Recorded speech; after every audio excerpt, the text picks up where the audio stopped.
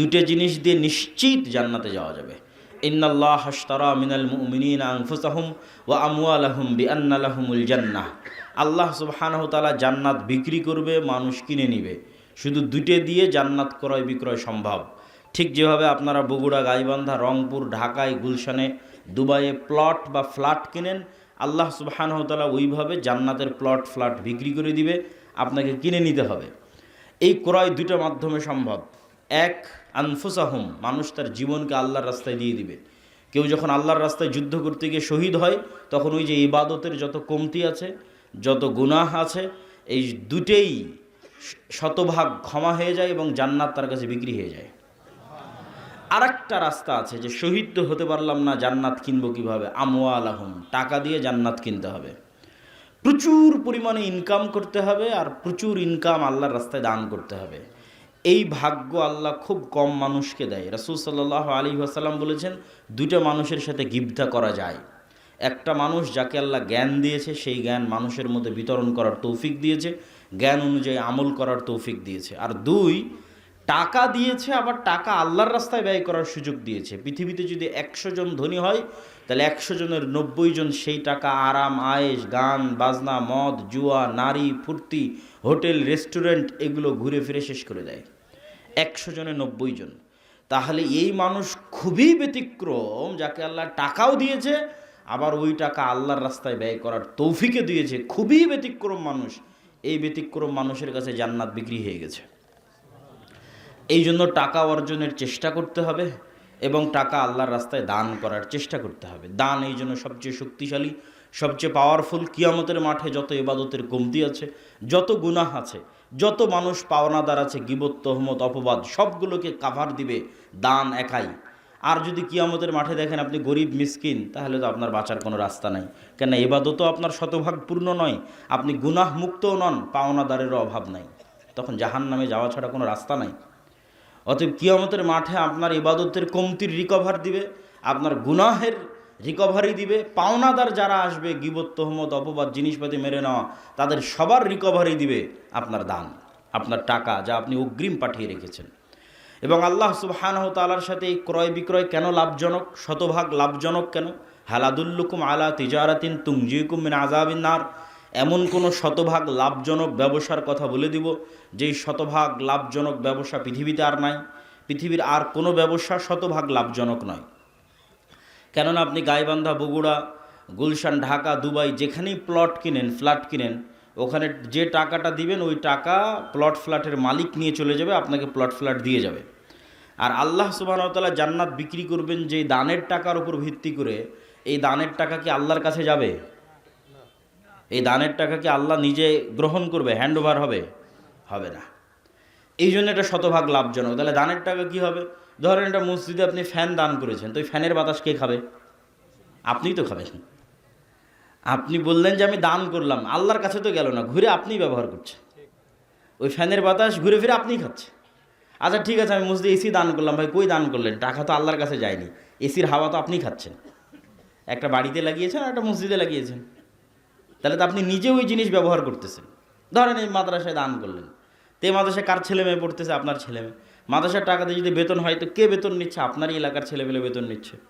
আল্লাহ রাস্তায় আপনি কুরবানি করলেন, কুরবানির গোশত তো আপনিই খাচ্ছেন, কুরবানির গোশত তো আপনার আত্মীয় স্বজনকেই দিচ্ছেন। তাহলে শুধু ফাও ফাও ফিরি ফিরি আপনি জান্নাত পেয়ে যাচ্ছেন। বলেন আল্লাহু আকবার। এই জন্য এটা শতভাগ লাভজনক ব্যবসা। সম্পূর্ণরূপে ফ্রি, বিনামূল্যে আপনাকে জান্নাত দিয়ে দেওয়া হচ্ছে। আপনার টাকা আপনিই ব্যবহার করতেছেন, আপনার ছেলেমেয়ের জন্য, আপনার দেশবাসীর জন্য, আপনার এলাকাবাসীর জন্য। এই জন্য আল্লাহর সাথে এই লাভজনক ব্যবসা যত বেশি করবেন, কিয়ামতের মাঠে তত ধনী অবস্থায় উত্থিত হবেন। দুনিয়াতে যাদের ব্যাংক ব্যালেন্স আছে, তারা হয়তো 10%, 12%, 14% সুদ, লাভ, ইন্টারেস্ট, মুনাফা, হালাল হারাম যেটাই বলেন তারা দিচ্ছে। আর আল্লাহ সুবহানাহু ওয়া তাআলা বলছে, কেউ যদি আমার কাছে জমা রাখে, আমার ব্যাংকে জমা রাখে, পরকালের ব্যাংকে জমা রাখে, তাহলে ওইটাকে আমি বাড়াতে বাড়াতে বাড়াতে বাড়াতে 700 গুণ পর্যন্ত বাড়িয়ে থাকি, চাইলে আরও বেশি বাড়াতে পারি। তাহলে কোনো লস নাই। আপনি দান করবেন 10 টাকা, কিয়ামতের মাঠে দেখবেন 10 কোটি হয়ে বসে আছে।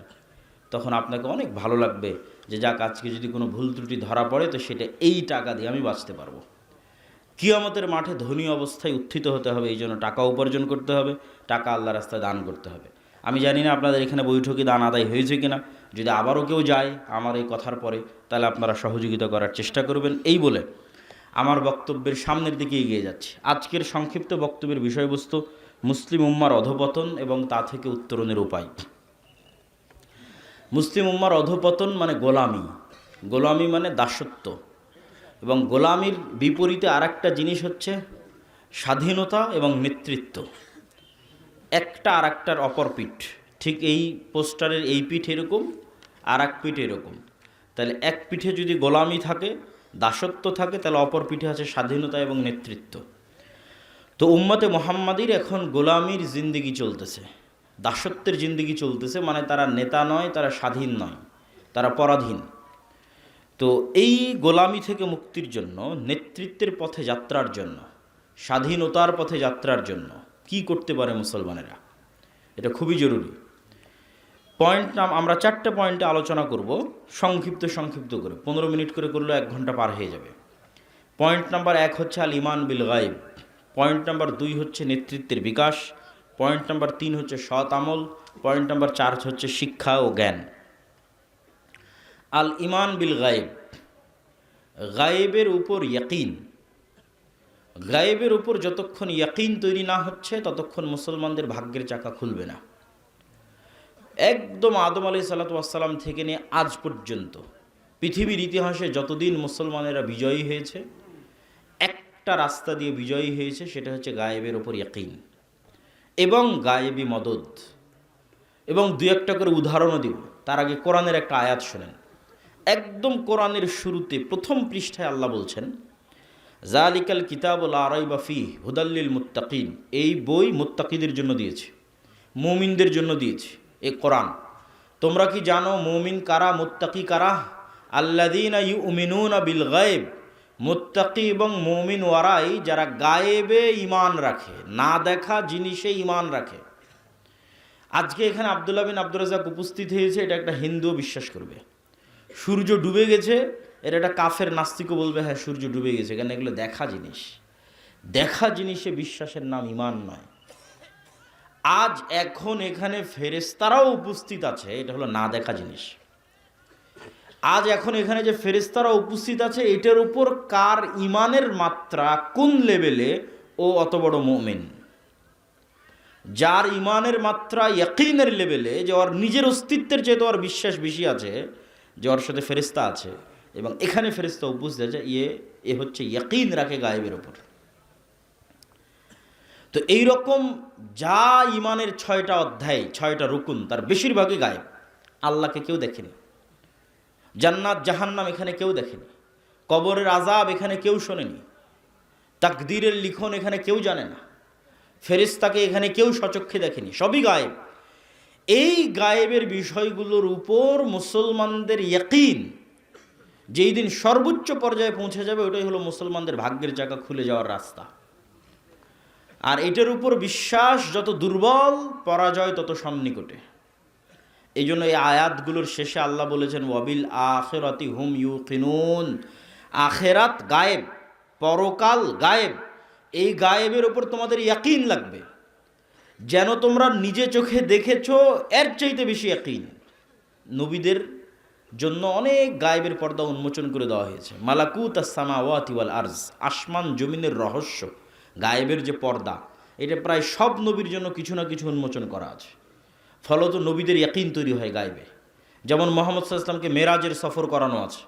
মুহাম্মদ সাল্লাল্লাহু আলাইহি ওয়াসাল্লাম স্বচক্ষে জান্নাত দেখেছে, স্বচক্ষে জাহান্নাম দেখেছে, স্বচক্ষে আসমান দেখেছে, স্বচক্ষে কবরের আযাব দেখেছে। তাহলে মুহাম্মদ সাল্লাল্লাহু আলাইহি ওয়াসাল্লামের জন্য গায়েবের পর্দা উন্মোচিত হয়ে গেছে, তার ইয়াকিন অর্জিত হয়েছে। তার ঈমান আমার ঈমান মিলবে না। ঠিক অতীতে যত নবী চলে গেছে, তাদেরও গায়েবে ইয়াকিন তৈরি করার জন্য তাদের কিছু কিছু গায়েবের পর্দা তাদের জন্য উন্মোচন করে দেওয়া আছে। যেমন ঈসা আলাইহিস সালামের ক্ষেত্রে কোন গায়েবের পর্দা উন্মোচন করা আছে? জীবিতকে মৃত করা, এটা গায়েব। কেউ দেখেনি এখন পর্যন্ত যে মৃত মানুষ জীবিত হয়ে গেছে, এটা গায়েব। কেননা কিয়ামতের দিন মৃত মানুষ জীবিত হবে, এটা এখন পর্যন্ত কেউ বাস্তবে চোখে দেখেনি। এই গায়েবের পর্দা ঈসা আলাইহিস সালামের জন্য খুলে দেওয়া আছে। ঈসা আলাইহিস সালাম যে কোনো মৃত মানুষের গায়ে হাত লাগিয়ে বলবে বিইজনিল্লাহ, বিসমিল্লাহ, ও মরা মানুষ জীবিত হয়ে যাবে। এটা ওনার মুজিজা ছিল, যাতে ওনার গায়েবের উপর ইয়াকিন তৈরি হয়। এইভাবে অতীতের যেমন মুসা আলাইহিসসালাম, মুসা আলাইহিসসালামের পক্ষে কখনোই সম্ভব নয় যে উনি ফেরাউনের সামনে দাঁড়িয়ে দাওয়াত দিবে। কেন সম্ভব নয়? আজকে এই সাঘাটার একটা কৃষককে যদি বলি, চরের একটা কৃষককে, গাইবান্ধার যমুনার চরের একটা কৃষককে বলি যে তোমাকে দায়িত্ব দেওয়া হয়েছে ডোনাল্ড ট্রাম্পের কাছে গিয়ে দাওয়াতি কাজ করতে হবে, তো গাইবান্ধার এই চরের এই কৃষককে এটা বলা যে তোমাকে আমেরিকার প্রেসিডেন্ট ডোনাল্ড ট্রাম্পের কাছে দাওয়াতি কাজ করার দায়িত্ব দেওয়া হয়েছে, এই চরের এই কৃষক আমেরিকার প্রেসিডেন্ট ডোনাল্ড ট্রাম্পের চেয়ে যা দুর্বল, আজ থেকে 4000 বছর আগে মুসা আলাইহিস সালাম ফেরাউনের চেয়ে তার চেয়ে বেশি দুর্বল ছিল। কেন মুসা আলাইহিস সালাম ফেরাউনের চেয়ে তার চেয়ে বেশি দুর্বল? আপনাকে খুলে বলি, আপনার কাছে একদম সহজ, পানির মতো হয়ে যাবে। ধরেন এই চরের এই কৃষককে বলা হচ্ছে তুমি যাবা আমেরিকার প্রেসিডেন্টের কাছে দাওয়াতি কাজ করবা, এমতো অবস্থায় যে এর নামে আমেরিকার আদালতে ফাঁসির মৃত্যুদণ্ডপ্রাপ্ত আসামি ছে, ফাঁসির ঘোষণা হয়ে আছে, গেলেই গ্রেফতার করে ফাঁসি দেওয়া হবে। তো মুসা আলাইহিস সালাম তখন ফেরাউনের আদালতে ফাঁসির দণ্ডপ্রাপ্ত আসামি। পয়েন্ট নাম্বার 1, কেন আপনার এই চরের কৃষকের চেয়ে মুসা আলাইহিস সালাম দুর্বল সেটা আপনাকে বোঝাচ্ছে। পয়েন্ট নাম্বার 2, এই চরের কৃষককে বলা হচ্ছে তুমি ডোনাল্ড ট্রাম্পের কাছে দাওয়াতি কাজ করবা, এমতো অবস্থায় যে সে তার নিজের এলাকায় থাকতে পারে না, পলাতক। কত বছর থেকে? 10 বছর থেকে। ধরেন এই চরের কৃষক তার এলাকায় থাকতে পারে না, এখন পালিয়ে হয় পাকিস্তানের করাচিতে আছে, না ভারতের দিল্লিতে আছে, ওখানে ওকে বলা হচ্ছে পলাতক অবস্থায় যে তুমি তো আমেরিকার আদালতে মৃত্যুদণ্ডপ্রাপ্ত আসামি, তো তুমি এখন আমেরিকায় যাবা, গিয়ে ডোনাল্ড ট্রাম্পের কাছে দাওয়াতি কাজ করবা। কেন মুসা আলাইহিস সালাম চরের এই কৃষকের চেয়ে বেশি দুর্বল? তার পয়েন্ট নাম্বার 3, মুসা আলাইহিস সালামকে যখন বলা হচ্ছে তুমি যাবা ফেরাউনের কাছে, তখন উনি 10 বছর থেকে মানুষের বাড়ির কাজের লোক, মানুষের বাড়ির চাকর। পয়েন্ট নাম্বার 4, চরের এই কৃষকের চরে হলেও, নদীতে ডুবে যাওয়া হলেও নিজের জমি আছে, নদীতে ডুবে যাওয়া হলেও নিজের আত্মীয় স্বজন আছে। আর মুসা আলাইহিস সালাম এমন গোলাম কওমের মেম্বার, এমন গোলাম কওমের সদস্য, এমন গোলাম জাতির সদস্য যার মা পরিচয় দিতে পারে না যে এটা আমার সন্তান, কেন পরিচয় দিলে জবাই করা হবে। যার আত্মীয় স্বজন পরিচয় দিতে পারবে না যে এটা আমার আত্মীয় স্বজন। এত নিম্ন পর্যায়ের গোলাম জাতির সদস্য হচ্ছে মুসা আলাইহিস সালাম, এবং পলাতক আছেন 10 বছর থেকে, মানুষের বাড়িতে কাজ করে খান, আর মৃত্যুদণ্ডপ্রাপ্ত আসামি আছেন ফেরাউনের দরবারে। তখন মুসা আলাইহিস সালামকে বলা হচ্ছে ইযহাব ইলা ফিরআউন ইন্নাহু তাগা, মুসা তুমি নবী, যাও ফেরাউনের কাছে দাওয়াত দাও। কেমনে সম্ভব? অসম্ভব। মুসা আলাইহিস সালামের পক্ষে ইম্পসিবল যদি উনি ফেরাউনের মিশরের সীমানায় ঢুকবে, এটা অসম্ভব। তো এই অসম্ভব সম্ভব হওয়ার একটাই রাস্তা আছে, গায়েবে ইয়াকিন। গায়েব যেই দিন খুলে দেওয়া হবে মুসা আলাইহিস সালামের জন্য, মুসা আলাইহিস সালাম যেই দিন গায়েব দেখে নিবে, সেই দিন মুসা আলাইহিস সালাম বুঝবে আরে আমি যেই ফেরাউনের ভয়ে পালাচ্ছি, এই ফেরাউনের ক্ষমতা, যেই ফেরাউনের ভয়ে আমি 10 বছর থেকে পলাতক আছি, আর ক্ষমতা তো আল্লাহর ক্ষমতার সামনে সরিষা সমপরিমাণও নয়। এই ইয়াকিন অন্তরে তৈরি হওয়ার জন্য গায়েবের পর্দা উন্মোচন হওয়া লাগবে, গায়েবের উপর ইয়াকিন লাগবে, নাহলে মুসা আলাইহিস সালাম দাঁড়াতে পারবে না। তখন আল্লাহ সুবহানাহু ওয়া তাআলা মুসা আলাইহিস সালামকে বলছে মুসা তোমার হাতে কি? তো বলে আল্লাহ আমার হাতে লাঠি। আল্লাহ বলেননি মুসা আমি জান্নাত থেকে একটা স্পেশাল লাঠি দিলাম, এই লাঠি ছাড়লে সাপ হয়ে যায়। জান্নাত থেকে স্পেশাল লাঠি দিলে গায়েবে ইয়াকিন তৈরি হবে না। জান্নাতের স্পেশাল লাঠি সাপ হতেই পারে, আসমান থেকে পাঠানো স্পেশাল লাঠি সাপ হতেই পারে। তাহলে মুসা এই লাঠি কি কতদিন থেকে আছে? দীর্ঘদিন থেকে মুসা আলাইহিস সালামের কাছে এই লাঠি আছে। ধরেন 10 বছর থেকে আছে, 15 বছর থেকে আছে। তাহলে মুসা আলাইহিস সালাম যে লাঠি আজ 10-15 বছর থেকে ব্যবহার করে আসতেছে, সেই ব্যবহার করা লাঠি আজ হুট করে সাপ হয়ে গেল, কেমনে সম্ভব? এটাই গায়েব। এটার মাধ্যমে মুসা আলাইহিস সালামের কলবে গায়েবের উপর ইয়াকিন তৈরি হবে যে আমি যা চোখে দেখি তা আসলে কিছুই নয়, এর আড়ালে একজন মহাশক্তিশালী মহাশক্তিমান আল্লাহ সুবহানাহু ওয়া তাআলা আছে, যিনি গায়েবকে কন্ট্রোল করে, তার হাতেই সব কিছু। অতএব এবার উনি মুসার এই ফেরাউনের কাছে যেতে পারবে, এখন যেতে পারবে, কেন ওনার অন্তরে ইমান বিল গায়েব তৈরি হয়েছে। ইমান বিল গায়েবে ইয়াকিন ছাড়া মুসলমানদের মুক্তির কোনো রাস্তা নাই। গায়েবে ইয়াকিন ছাড়া, গায়েবী মদদ ছাড়া অতীতে কোনোদিন মুসলমানেরা বিজয় হয়নি, ভবিষ্যতে কোনোদিন হবে না। এর জন্য আরও কয়েকটা উদাহরণ দেখাই। ধরেন মুসা আলাইহিস সালামের জীবন থেকে আরেকটা উদাহরণ দেখেন। মুসা আলাইহিস সালাতু ওয়াস সালাম যখন নদী পার হয়ে গেলেন, ফেরাউন ডুবে গেল, তখন আল্লাহ মুসা আলাইহিস সালাতু ওয়াস সালামের কওমকে বিভিন্নভাবে পরীক্ষা করলেন। কিন্তু এই কওম তো গোলাম কওম, আর মুসা আলাইহিস সালাম তো স্বাধীন মানুষ, নেতা মানুষ। তো এই গোলাম কওমকে বলা হলো কি, জেরুজালেম বিজয় করতে হবে। তখন বানু ইসরায়েলরা কি বলল, ইজহাব আনতা ওয়া রাব্বুকা ফাকাতিলা, আপনি আর আপনার আল্লাহ গিয়ে যুদ্ধ করেন, আমরা পারবো না। তখন দুইজন মানুষ বলেছিল যে আমরা দুইজন হলেও যুদ্ধ করব। এই দুইজনের ইমান বিল গায়েবে ইয়াকিন ছিল, এই জন্য জেরুজালেমের শক্তিশালী আমালেকা গোত্রের বিরুদ্ধে এরা যুদ্ধ করতে রাজি হয়েছিল। এই দুইজনের একজন ইউশা বিন নুন। 40 বছরের আযাব অবতীর্ণ হলো, ইয়াতিহুনা ফিল আরজি আরবাউনা সানা। 40 বছরের আযাবের মধ্যে মুসা আলাইহিস সালাম মারা গেলেন। পরবর্তী নবী হলো ইউশা বিন নুন। ইউশা বিন নুন নবী হওয়ার পর বানু ইসরাইলকে বলল, যা ভুল হওয়ার হয়েছে, এবার চলো জেরুজালেম বিজয়ে যুদ্ধ করতে হবে। জেরুজালেম বিজয়ে যুদ্ধ শুরু হলো। যুদ্ধের এক পর্যায়ে শুক্রবারের দিন বিকেলবেলা ইউশা বিন নুন আল্লাহকে বলছে, সূর্যের দিকে তাকিয়ে বলছে, আল্লাহ সূর্যকে থামিয়ে দিতে হবে। কেন সূর্যকে থামিয়ে দিতে হবে? আর 1-2 ঘন্টা পর সূর্য ডুবে গেলে শনিবার শুরু হবে, আর শনিবার মুসা আলাইহিস সালামের দিনে যুদ্ধ নিষিদ্ধ। আর যুদ্ধ বন্ধ হয়ে গেলে আবার সেই শক্তি, সেই সামর্থ্য বিজয় অর্জনের মতো ফিরিয়ে আনা কঠিন। এখন আমরা বিজয়ের দ্বার প্রান্তে চলে এসেছি, এই ধাক্কায় শেষ করে দিতে হবে। অতএব আল্লাহ তুমি সূর্য থামিয়ে দাও। এখন আপনি কল্পনা করেন, একটা সাধারণ মানুষের ব্রেনে এটি ঢুকবেই না যে সূর্য কেমনে থামতে পারে। ইউশা বিন নুনের ইমান বিল গায়েব কোন পর্যায়ে আছে, কোন শীর্ষস্থানে আছে, যে এটা ওনার কাছে অন্টুর ব্যাপার, এটা ওনার কাছে একটা স্বাভাবিক ব্যাপার। কেননা উনি গায়েবে ইয়াকিন রাখে যে পৃথিবী আমরা চোখে দেখি এই পৃথিবী আসল পৃথিবী নয়। গায়েবে ইয়াকিন ওনার কোন লেভেলে, যে উনি ইনস্ট্যান্ট বলে দিচ্ছে সূর্য থামিয়ে দিতে হবে, যুদ্ধ আজকে এখানে শেষ করতে হবে। এই লেভেলের ইয়াকিন যতক্ষণ অর্জিত না হবে ততক্ষণ সম্ভব নয়। তো ইউশা বিন নুন আল্লাহকে বললেন, আল্লাহ সূর্য থামিয়ে দিতে হবে। আল্লাহ বললেন, ঠিক আছে, সূর্য থামিয়ে দিলাম। সহিহ বুখারীর হাদিস, 1 দিন 2 দিন, কেউ বলেছে 3 দিন, কেউ বলেছে 4 ঘন্টা 5 ঘন্টা, যতক্ষণই হোক আল্লাহ সুবহানাহু ওয়া তাআলা সূর্যকে থামিয়ে রেখেছিলেন বিজয় সমাপ্ত না হওয়া পর্যন্ত। বলেন আল্লাহু আকবার। তাহলে এখন বলেন, ইউশা বিন নুন যখন বিজয়ী হচ্ছে এই আমালেকা গোত্রের উপর, তখন দুনিয়াবি লজিকে বিজয় অসম্ভব। কেন আমালেকা গোত্রদের এক একজনের দেহই ছিল 10 তলা 15 তলার সমান, এত শক্তিশালী। এই জন্য এরা ভয়ে যুদ্ধ করতে চায়নি 40 বছর আগে মুসা আলাইহিস সালামের সময়। দুনিয়ার লজিকে যুদ্ধ সম্ভব নয়। দুইজন যুদ্ধ করতে চেয়েছিল কেন? ওরা গায়েবের লজিকে যুদ্ধ করতে চেয়েছিল, যে মুসলমানের বিজয় গায়েবী মদদে সম্ভব, এর বাইরে মুসলমানের বিজয় সম্ভব নয়। দুনিয়ার সিস্টেমে মুসলমানদের বিজয় অসম্ভব, গায়েবের সহযোগিতায় বিজয় সম্ভব। মুসা আলাইহিস সালাম, ফেরাউন ডুবে যাবে, মুসা আলাইহিস সালাম বিজয়ী হবে, এটা পৃথিবীর কোনো লজিকে সম্ভব নয়। কেন আজকের এই যমুনার চরের কৃষকের চেয়ে বেশি দুর্বল মুসা আলাইহিস সালাম, আর আজকের ডোনাল্ড ট্রাম্পের চেয়ে বেশি শক্তিশালী ফেরাউন। কেমনে বিজয় সম্ভব? অসম্ভব। কিন্তু সম্ভবের একটাই রাস্তা আছে, সেটা হচ্ছে গায়েবী মদত।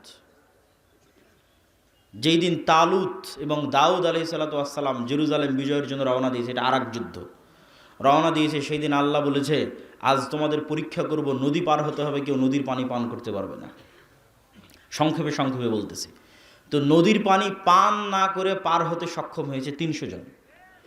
এই 300 বা 313 জন মানুষ সামনে এরকম হাজার হাজার মানুষ দেখে ভড়কে গেছে, যে কেমনে এই যুদ্ধ সম্ভব, যেখানে আমরা মাত্র হাতে গোনা 200-300 জন, আর আমাদের সামনে উপস্থিত হয়েছে লক্ষ লক্ষ জন। তখন আল্লাহ কোরআনে বলেছে, কাম্মিং ফিআতিন কালিলাতিন গালাবাত ফিআতান কাসীরাতাম বিইজনিল্লাহ। কত দুর্বল জাতিকে আল্লাহ তার গায়েবী মদদে বিজয় দিয়েছে। বলেন আল্লাহু আকবার। তাহলে ওই দিন দাউদ আর তালুত বিজয়ী হচ্ছে দুনিয়ার লজিকে না গায়েবী মদদে? বলেন গায়েবী মদদে।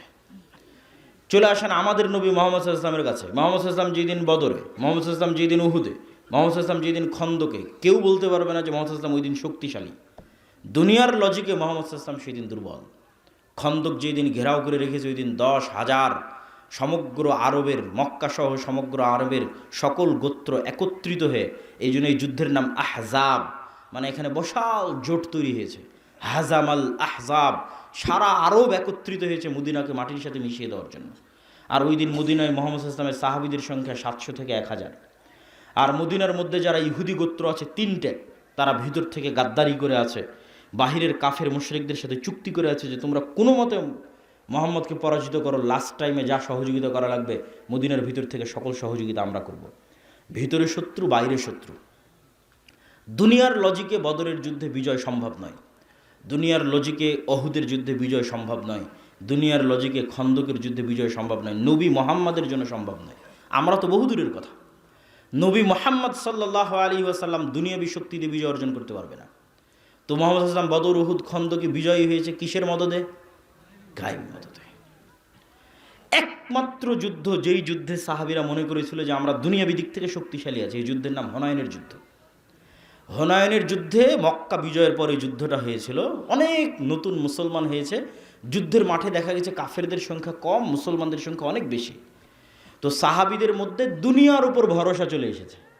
বদরে, উহুদে, খন্দকে ভরসা ছিল আল্লাহর উপর, গায়েবী মদদের উপর।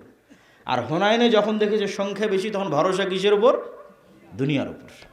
যখনই ভরসা শুরু হয়েছে দুনিয়ার উপর, পরাজয় শুরু হয়েছে। ইতিহাস পড়ে দেখেন, হুনাইনে শুরুর দিকে ছিল পরাজয়, জিততে পারেনি। যখন মুহাম্মদ সাল্লাল্লাহু আলাইহি সাল্লাম তার ঘোড়া থেকে লাফ দিয়ে বললেন, আনা ইবনু আব্দুল মুত্তালিব আনান নাবিয়্যু লা কাযিব, আরে আমাকে চিনো, আমি আব্দুল মুত্তালিবের ছেলে, আমাকে চেনো, আমি কোনো মিথ্যুক নবী নই। কোন মাইকে গান বাজছে দেখো তো? কোন মাইকে কেউ এফএম ধরে আছো নাকি?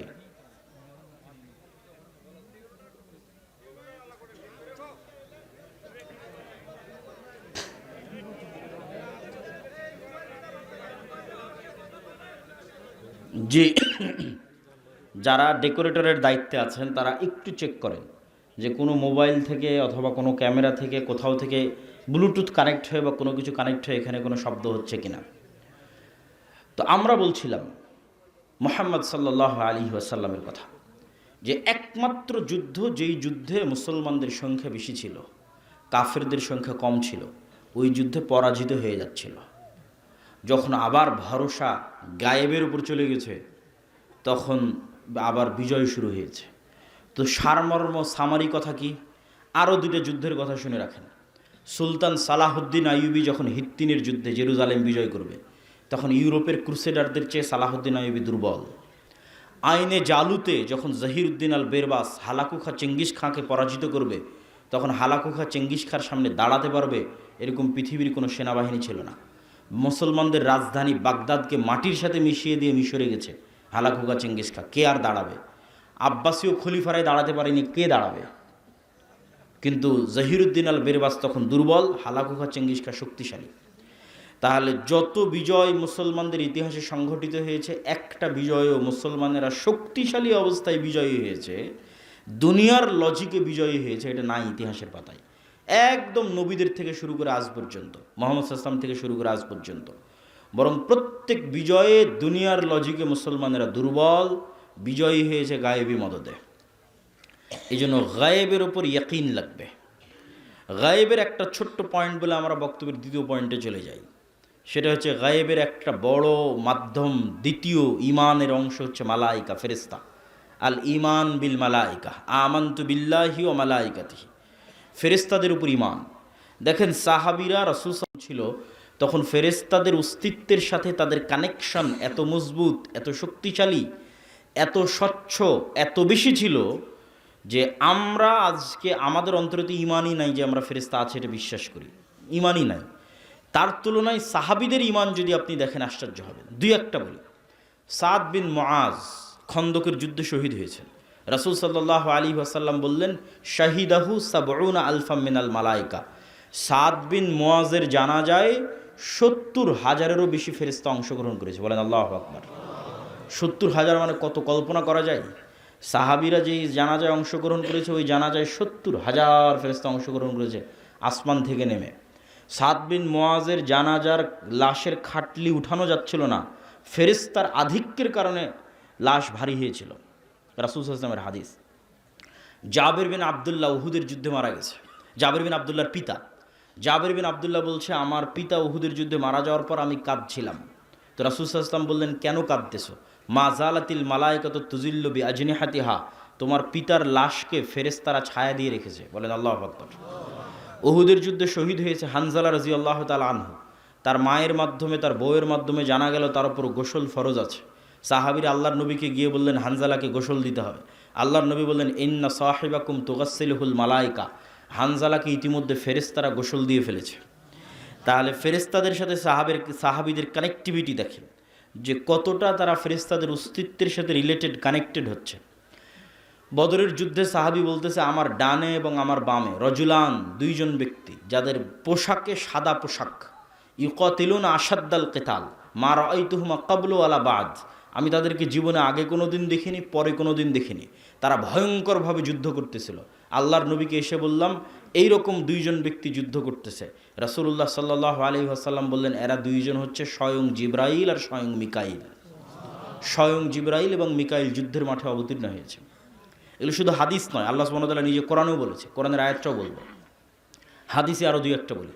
খন্দকের যুদ্ধ থেকে যেদিন রাসূলুল্লাহ সাল্লাল্লাহু আলাইহি সাল্লাম ফিরে আসলেন, খন্দকের যুদ্ধ বিজয় হয়ে গেছে, বিজয় হয়ে যেদিন ফিরে আসলেন, ওয়াজা আসসিলাহ ওয়াগতাসালা, আয়েশা রাদিয়াল্লাহু তাআলা আনহার হাদিস, সহিহ হাদিস, যে আল্লাহর নবী অস্ত্র রেখে গোসল করতে গেছেন। ইতিমধ্যে জিবরাইল উপস্থিত হয়ে আল্লাহর নবীকে বলছে, ফেরেশতারা এখন পর্যন্ত অস্ত্র রাখেনি, আপনি কেন অস্ত্র রেখেছেন? আল্লাহর নবী বললেন, কেন অস্ত্র রাখেনি কেন? তো বলে, ওই যে তিনটা ইহুদি গোত্র যারা গাদ্দারি করেছে, ভিতর থেকে আপনার সাথে চুক্তি ভঙ্গ করেছে, মদিনা সনদ, বাইরের যারা কাফের তারা তো পরাজিত হয়েছে, কিন্তু এই তিনটা ইহুদি গোত্র, এটা তো মুনাফিক, এদের শাস্তি দিতে হবে, এদের শাস্তি নিশ্চিত করে যুদ্ধ শেষ হবে। রাসূল সাল্লাল্লাহু আলাইহি ওয়াসাল্লাম বাইরে এসে সাহাবীদের বললেন, ঠিক আছে বের হও। সাহাবীরা বের হও, যুদ্ধ শেষ হয়নি, ইহুদি গোত্রদের শাস্তি দিতে হবে। এদ্দূর পর্যন্ত আয়েশার বর্ণনা। এবার আনাস রাদিয়াল্লাহু তাআলার বর্ণনা শুনেন। আনাস রাদিয়াল্লাহু তাআলা বলছে, আল্লাহর নবী যখন আমাদের বললেন বের হতে, যুদ্ধ শেষ হওয়ার পর আবারও যখন বের হতে বললেন, তখন কাআন্নী আনজুরু ইলাল গুবারি শাতিআন ফি যুকাকি বানি গানাম, যে আমরা এবং আল্লাহর নবী যখন একসাথে বের হচ্ছি, তখন আমরা ইহুদি গোত্রের দিকে যাওয়ার পথে আমাদের আগে আগে, যেমন আজকে রাজনৈতিক শোডাউনে 500 মোটরসাইকেল গেলে পিপি পাওয়া যে ধুলা উড়িয়ে যায় শোডাউন দেখানোর জন্য, তো ওই রকম জিবরাইলের ঘোড়সাওয়ার বাহিনী আগে আগে গেছে। তো জিবরাইলের ঘোড়সাওয়ার বাহিনী আগে আগে যাওয়ার কারণে তাদের ঘোড়ার পায়ের আঘাতে ধুলা তৈরি হয়েছে, ধুলায় অন্ধকার। তো আনাস রাদিয়াল্লাহু তাআলা বলছেন, আমরা যে যাচ্ছি, তো আমাদের আগে আগে জিবরাইলের ফেরেশতাদের ঘোড়সাওয়ার বাহিনীর পায়ের আঘাতে ধুলায় অন্ধকার হয়ে আছে। বলেন আল্লাহু আকবার। এরকম অসংখ্য বর্ণনা পেশ করা যাবে, যেখানে সাহাবীরা সরাসরি ফেরেশতাদের সাথে ইন্টারাকশন করতেছে। এবং আল্লাহ সুবহানাহু ওয়া তাআলা নিজে কোরআন মাজিদে বলছেন, আন্নী মুমিদ্দুকুম ফাস্তাজাবা লাকুম রব্বুকুম বিআন্নী মুমিদ্দুকুম আলফাম মিনাল মালাইকা মুরদিফিন, যে তোমাদের প্রতিপালক তোমাদের ডাকে সাড়া দিয়েছে, তোমাদের ডাকে সাড়া দিয়ে কখনো 1000, কখনো 3000, কখনো 5000 ফেরেশতা অবতীর্ণ করেছে যুদ্ধের মাঠে তোমাদের সহযোগিতা করার জন্য। তাহলে গায়েবের একটা বড় পাঠ হচ্ছে ফেরেশতা। ফেরেশতাদের উপর সাহাবীদের ঈমান কেমন ছিল, কতটা তারা ফেরেশতাদের সাথে জীবন্ত এবং বাস্তব ছিল তাদের কানেকশন। একদিন মসজিদে নববীতে রাসূলুল্লাহ সাল্লাল্লাহু আলাইহি ওয়াসাল্লাম বসে আছে, জিবরাইল উপস্থিত হয়েছেন মানুষের রূপে। আল্লাহর নবীকে বলছেন, মাল ইসলাম, ইসলাম কি? মাল ঈমান, ঈমান কি? মাল ইহসান, ইহসান কি? এগুলো জিজ্ঞেস করে উত্তর নিয়ে চলে গেলেন। আল্লাহর নবী বললেন, জানো কে এসেছিল? না, আমরা তো জানি না কে এসেছিল। জিবরাইল এসেছিল তোমাদেরকে দিন শেখানোর জন্য। এরকম অসংখ্য ঘটনায় পরিপূর্ণ হয়ে আছে, যেখানে দেখবেন সকাল সন্ধ্যায় সাহাবী এবং নবীদের ইন্টারাকশন ফেরেশতাদের সাথে। রাসূল সাল্লাল্লাহু আলাইহি সাল্লাম বলছেন, আজকে আমার বাড়িতে জিবরাইল আসেনি। কেন আসেনি? বাড়িতে ছবি আছে। লা তাদখুলুল মালাইকাতু ফি বাইতিন ফিহি সুওয়ার আও কালব, যে বাড়িতে ছবি আছে, কুকুর লালিত পালিত হয়, ওই বাড়িতে ফেরেশতা প্রবেশ করে না। রাসূলুল্লাহ সাল্লাল্লাহু আলাইহি সাল্লাম বলছেন, জিবরাইল আমাকে এত নসিহা করে মেসওয়াক করার জন্য, মেসওয়াক করতে করতে মাড়ি ছিলে গেছে, কেননা আমার মুখের গন্ধে জিবরাইলের কষ্ট হয়। রাসূল সাল্লাল্লাহু আলাইহি সাল্লাম বলেছেন, তোমরা মসজিদে পেঁয়াজ এবং রসুন মুখে দিয়ে খেয়ে যেও না, কেননা পেঁয়াজ এবং রসুনের গন্ধে ফেরেশতাদের কষ্ট হয়। তাহলে এখন আপনি বলেন যে আপনাদের গাইবান্ধার মানুষ যারা বিড়ি সিগারেট খান, তাদের মুখের গন্ধে কি ফেরেশতা আসে নাকি? তো কে আসে? শয়তান আসে। ওই মুখে কে আসে? শয়তান আসে। ওই মুখে কে পেশাব করে? ওই মুখে কে পায়খানা করে? এগুলো বাস্তব, এগুলো প্রত্যেকটা in Real life, in reality. এগুলোই গায়েব, কিন্তু এগুলোই বাস্তব। এগুলোর উপর ইয়াকিন অর্জন করাই হচ্ছে ঈমান। এমন একটা বাড়ি, যে বাড়িতে আপনারা আছেন, যে বাড়িতে না ঢোকার সময় কেউ সালাম দেয়, না বের হওয়ার সময় কেউ সালাম দেয়, না ওই বাড়িতে কেউ কোনো দিন কোরআন তেলাওয়াত করে, না ওই বাড়ির সদস্যরা সালাত আদায় করে, তাহলে আপনি বলেন ওই বাড়িতে সবসময় কে আছে? শয়তান আছে। আর এমন একটা বাড়ি সালাম দিয়ে প্রবেশ করে, সালাম দিয়ে বের হয়, কোরআন তেলাওয়াত করে, 5 ওয়াক্ত সালাত আদায় করে, তাহলে ওই বাড়ি যেমন এখানে লাইট জ্বলতেছে, এই এলাকাটা আলোকিত হয়ে আছে, গায়েবে ওই বাড়িটা নূরের আলোয় আলোকিত হয়ে আছে। কেন? ওখানে ফেরেশতারা একত্রিত হয়ে আছে, ফেরেশতারা একত্রিত হয়ে আছে। সম্মানিত উপস্থিতি, তাহলে ফেরেশতাদের অস্তিত্বের উপর ইয়াকিন, এটা ইমানের একটা বড় পার্ট। এবং ফেরেশতা এবং শয়তান এই দুটো আমাদের সাথে এত বেশিভাবে জড়িত, এত বেশিভাবে যুক্ত, যে আমি যদি বলি আপনার বাপ মা, আপনার পিতামাতা, আপনার সন্তান সন্ততি, আপনার স্ত্রী পুত্র আপনার সাথে যতটা যুক্ত, তার চেয়ে বেশি যুক্ত ফেরেশতা এবং শয়তান, তাহলে বাড়াবাড়ি হবে না। কেন বাড়াবাড়ি হবে না? আদম আলাইহিসসালাতু ওয়াসসালামকে যখন আল্লাহ সুবহানাহু ওয়া তাআলা সৃষ্টি করেছে, তখন আদম আলাইহিসসালাতু ওয়াসসালাম সৃষ্টির পরে আল্লাহ বলেন, আদম এই যে এটা তোমার বউ, এটা তোমার বাপ মা, এটা তোমার ছেলে মেয়ে না। আদম আলাইহিসসালাম সৃষ্টির পরে সর্বপ্রথম কোনো মানুষের সাথে পরিচিত হয়নি। আদম আলাইহিসসালাম সৃষ্টির পরে ভিন্ন জগতের, গায়েবের জগতের দুইটা প্রাণীর সাথে পরিচিত হয়েছে, একটার নাম ফেরেশতা, একটার নাম জিন।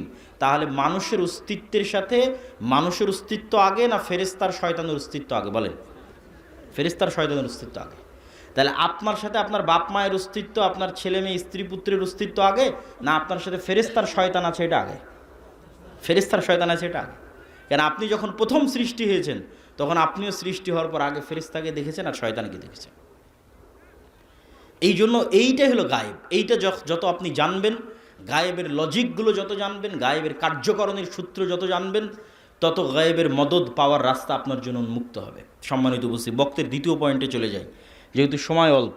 দ্বিতীয় পয়েন্ট আমরা বলেছি নেতৃত্বের বিকাশ। গোলামির অপরপিঠ নেতা। নেতা নন মানে গোলাম, গোলাম নন মানে নেতা। তাহলে আমরা এখন গোলাম মানে আমরা নেতা নই, নেতা হতে হবে। নেতা হলে গোলামি কেটে যাবে। এখন বিশ্বের নেতা অন্যরা আছে, আমরা বিশ্বের গোলাম আছি। বিশ্বের নেতা হলে আমাদের গোলামি কেটে যাবে, অন্যরা গোলাম হবে। তো আমরা যদি বিশ্বের নেতা হতে চাই, তাহলে নেতৃত্বের বীজ কি রোপণ করলে নেতা তৈরি হবে, কি বপন করলে, ধানের চারা, অমুকের চারা, এগুলো কোনটা রোপণ করলে কি হয় খুব ভালো জানেন। তো কি রোপণ করলে, কি বপন করলে নেতা তৈরি হবে? সেটার নাম ন্যায়পরায়ণতা, সেটার নাম সত্যবাদিতা, সেটার নাম আমানতদারিতা, সেটার নাম ধৈর্যশীলতা। এই 3-4টে দিয়ে নেতা তৈরি হয়। পৃথিবীতে যত নবী রাসূল এসেছে, সকল নবী রাসূল জন্মগত সত্যবাদী, আমানতদার, ন্যায়পরায়ণ এবং ধৈর্যশীল। কিন্তু আমাদের মুসলমানদের অবস্থা হচ্ছে, আলেম ওলামা থেকে শুরু করে, আমরা নিজেরা থেকেও শুরু করে, যে আমরাও নেতৃত্বের অযোগ্য। আমরা নিজেরা থেকে শুরু করে, সবাই থেকে শুরু করে আমি বলতেছি যে মুসলমানদের আজকের সবচেয়ে বড় সমস্যা কি? মুসলমানেরা মুনাফিক অবস্থায় দিন পার করছে। লাম্মা ইয়াদখুলিল ঈমানু ফি কুলুবিহিম, অন্তরে ঈমান প্রবেশ করেনি। বাহ্যিক ইসলাম নিয়ে মনে করছে নিজে ধোঁকা দিচ্ছে, আল্লাহকে ধোঁকা দিতে যাচ্ছে, পরকালকে ধোঁকা দিতে যাচ্ছে। বাহ্যিক ইসলাম কি? 5টা, তার মধ্যে 4টা, সালাত, সিয়াম, হজ, জাকাত। এই সালাত, সিয়াম, হজ, জাকাত মদিনায় হিজরতের পর ফরজ হয়েছে। তাহলে মদিনায় হিজরতের আগে 13 বছর আল্লাহর নবী সাহাবীদের কি শিখালো?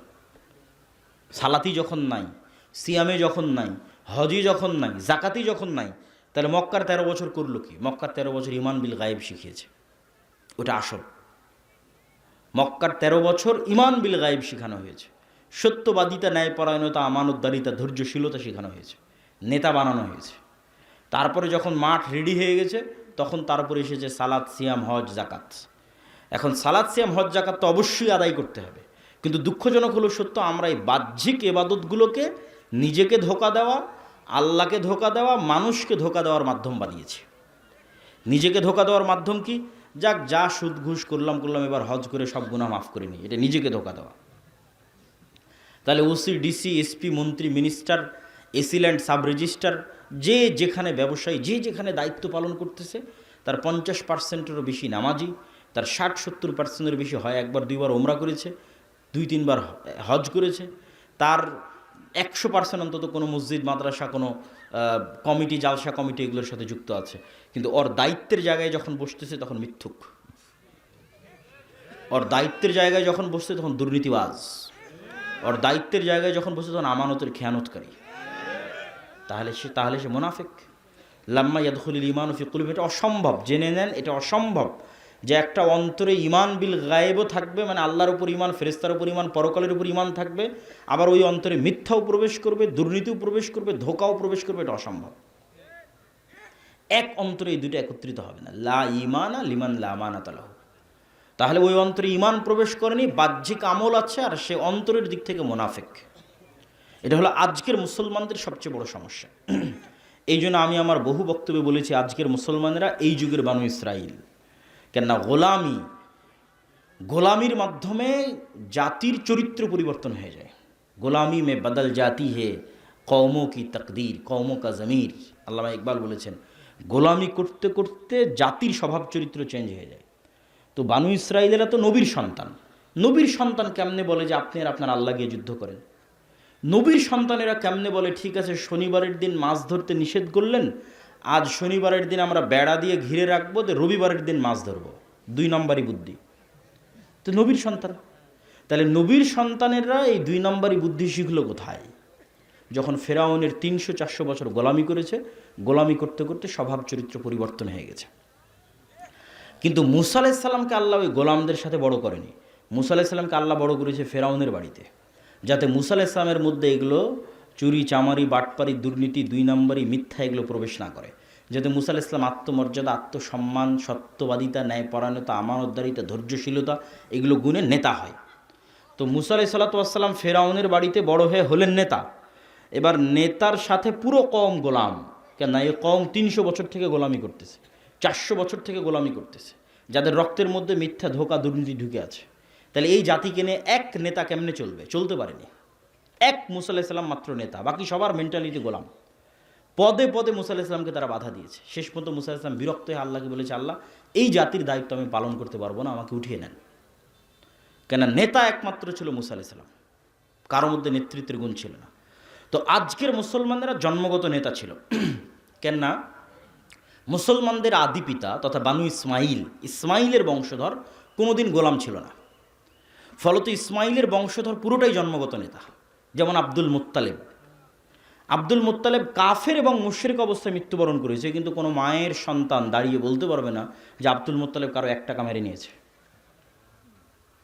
কেউ দাঁড়িয়ে বলতে পারবে না যে আব্দুল মুত্তালেব এখানে ধোঁকাবাজি করেছে।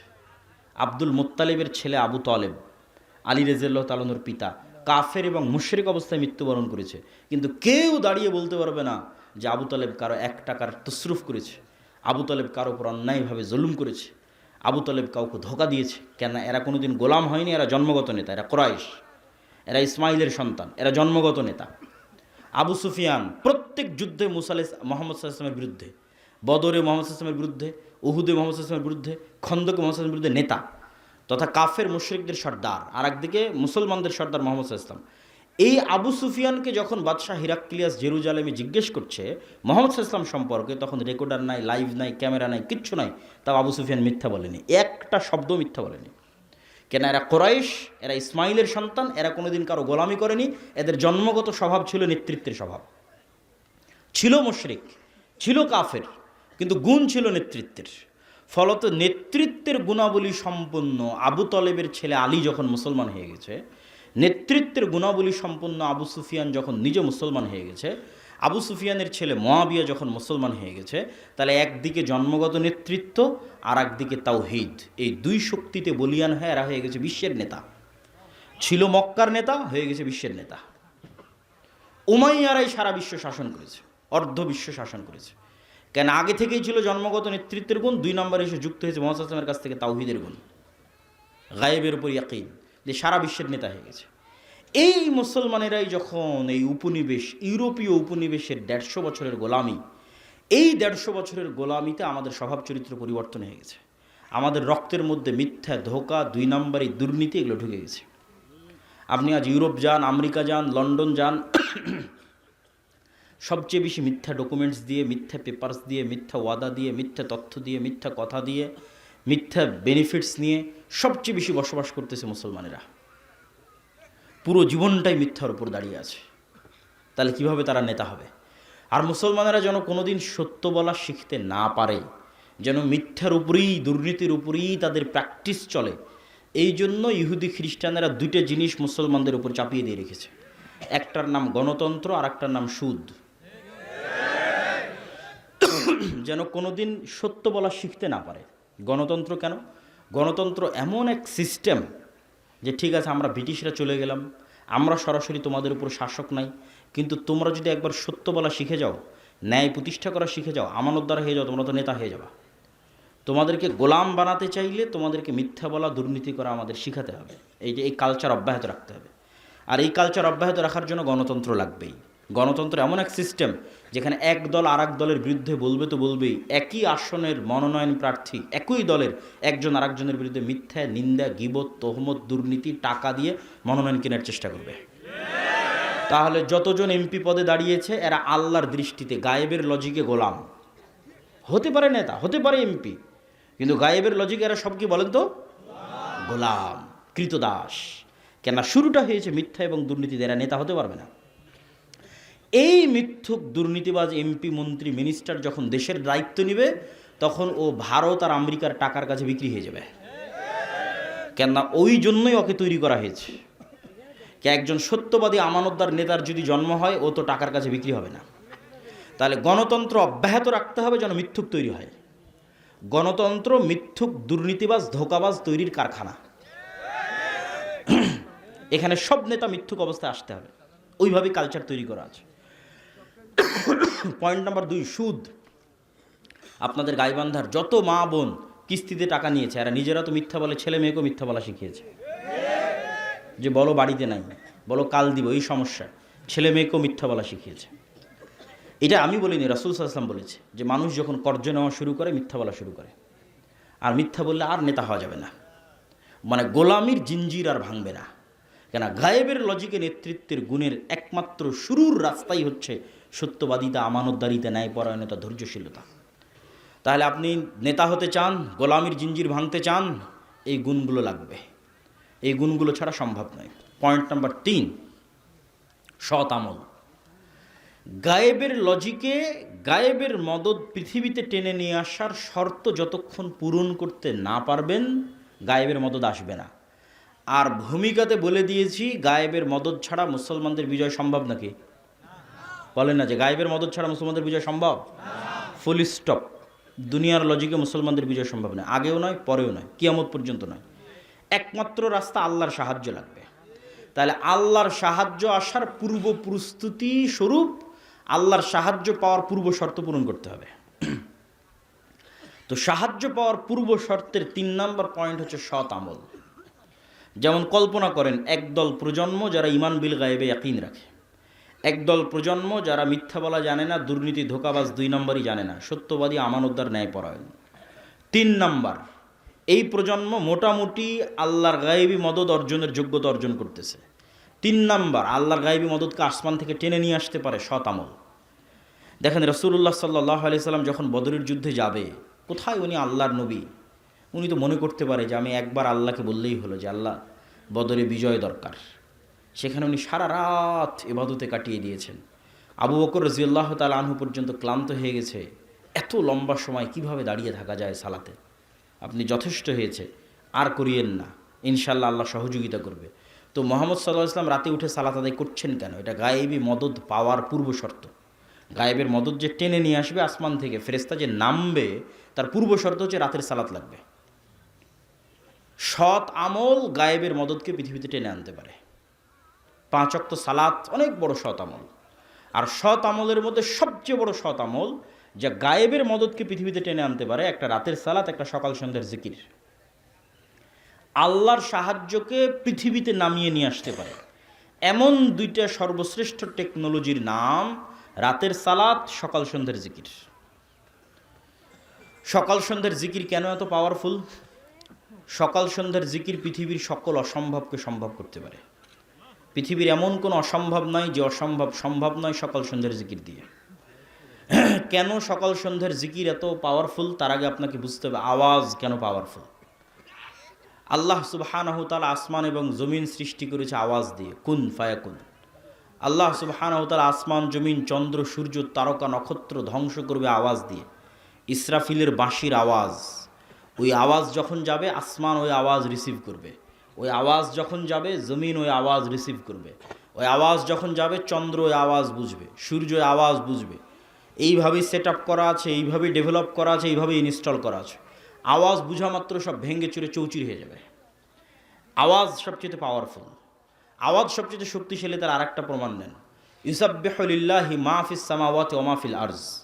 আসমান, জমিন এবং তার মধ্যে যা কিছু আছে এটা কিন্তু গায়েব, আপনাকে গায়েবের নলেজ দিচ্ছি, গায়েবের লজিক দিচ্ছি। আল্লাহ কি বলছেন?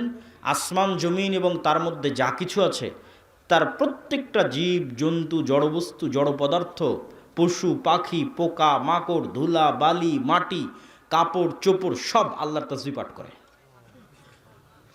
তাহলে ওই আউর পলও আল্লাহর তাসবিহ পাঠ করতেছে, এই টিস্যু আল্লাহর তাসবিহ পাঠ করতেছে, এই কাঠও আল্লাহর তাসবিহ পাঠ করতেছে, তাহলে এগুলো সবগুলো থেকে আওয়াজ বের হচ্ছে, আওয়াজ। যদি আপনি শুনতে পারতেন, আল্লাহ যদি আপনাকে শোনার ক্ষমতা দিত, তাহলে আপনি শুনতে পেতেন যেগুলো সবগুলো থেকে 24 ঘন্টা তাসবিহ বের হচ্ছে। কিন্তু আপনি শুনতে পাচ্ছেন না কেন? যেমন পিঁপড়ার চলার আওয়াজ আপনি শুনতে পান না, পিঁপড়া চললেও একটা আওয়াজ তৈরি হয়, পিঁপড়ার পায়েরও একটা আওয়াজ আছে, ওই আওয়াজ হাতি বুঝতে পারে যে পিঁপড়া যাচ্ছে, পিঁপড়ার পায়ের আওয়াজ। আর এক প্রাণী বুঝতে পারে।